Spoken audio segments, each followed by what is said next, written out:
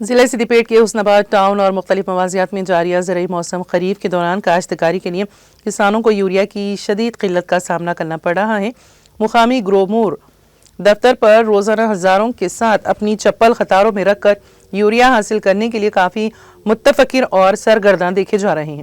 اس ضمن میں کسانوں کو شدید دشواریوں اور مسائل بھوک اور پیاس کی شدت کے علاوہ اچانک ہونے والی بارش سے بھی مصیبتوں کا سامنا ہے۔ حسناباد کے کسانوں کو یوریا کے حصول میں پیش آنے والے متعدد دشواریوں کے پیش نظر بھارت راشٹر سمیتی کے متعدد قائدین نے محمد عبدالوہاب انور، صدر ٹاؤن کمیٹی ملکارجن ریڈی، ترجمان وی وینکٹ رام ریڈی اور دوسروں کے ہمراہ گرومور دفتر پہنچ کر کسانوں سے اظہار یگانگت کیا اور حکومت پر شدید نکتہ چینی کی کہ حکومت زرعی مقاصد کے لیے کسانوں کو بروقت یوریا فراہم کرنے میں بری طرح ناکام رہی۔ انہوں نے اس ضمن میں کسانوں کو پیش آنے والے دشواریوں پر اپنی گہرے تعصب اور شدید برہمی کا اظہار کیا۔